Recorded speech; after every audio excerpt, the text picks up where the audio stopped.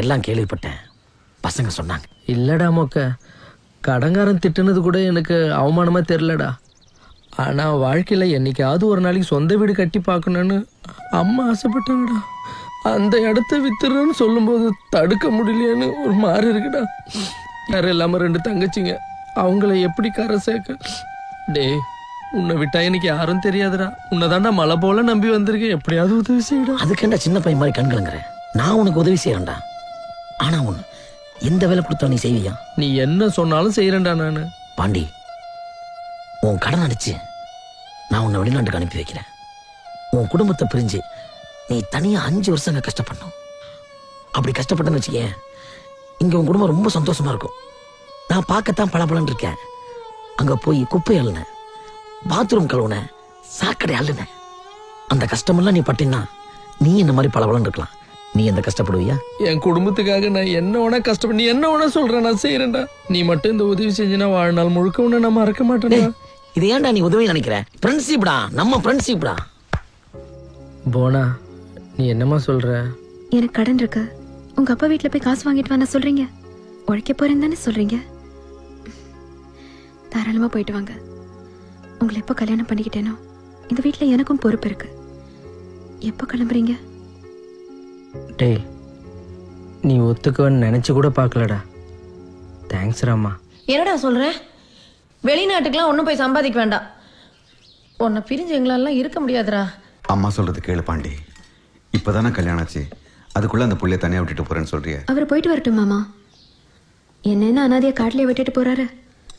அம்மா மாதிரி இருக்கிற அத்தை கிட்டயும், அப்பா மாதிரி இருக்கிற உங்க கிட்டயும், தங்கச்சிங்க மாதிரி இருக்கிற இவங்க கிட்டயும் தானே வெளிச்சம் கொடுக்குற மெழுகுவத்தியா யாராவது இருக்கணும் இல்ல?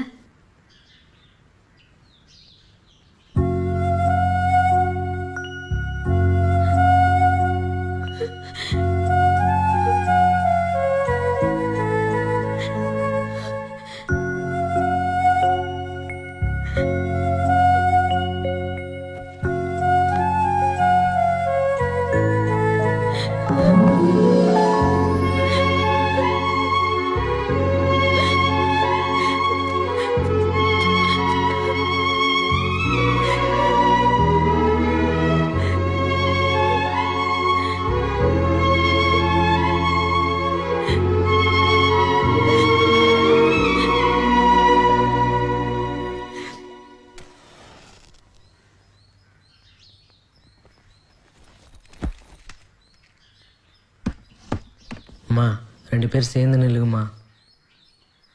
நல்லா இருப்பா.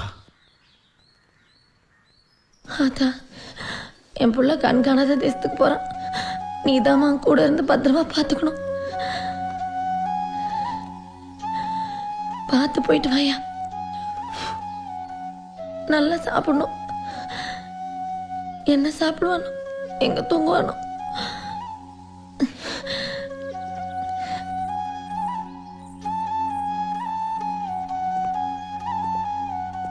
சுமதி, குழந்தை பிறந்த உடனே தகவல் சொல்லுமா?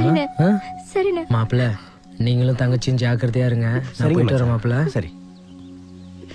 தமிழ், நீங்க 2 பேரும் அம்மாக்கு ஒத்தாசையா இருக்கணும். அம்மாக்கு எந்த தொந்தரவும் கொடுக்க கூடாது.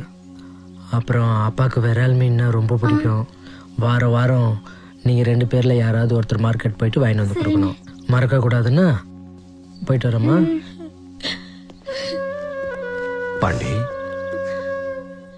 உன்னை திட்டி அடிக்கும் போதெல்லாம் கைக்குள்ளியும் கால்குள்ளியும் கிடந்த உன்னை இப்ப என் பக்கத்திலே வச்சு அழக பார்க்கலாம்னு நினைக்கும் போது ஏயா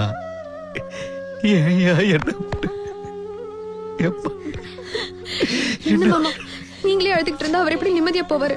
நீங்க தான் அவருக்கு தைரியம் சொல்லி அனுப்பி வைக்கணும். அப்பா அழாதீங்கப்பா. இங்க பாருங்க, நீங்க அழுதாலும் அம்மா அழுகுறாங்க. அம்மா வாமா. அம்மா அழக்கூடாது, வா. டே தலையாட்டி, போயிட்டு வரேன்டா. போயிட்டு வரேன்டா. கவுன்சிலர் நான் வரேன். இங்க பாருங்கடா, ஆம்பளை புள்ள இல்லாத வீடு, கொஞ்சம் ஜாக்கிரதையா பாத்துங்கடா. நாங்க பாத்துக்கிறோம். சரி பாண்டி. பாண்டி, பார்த்து சூதானமா போயிட்டு வாயா.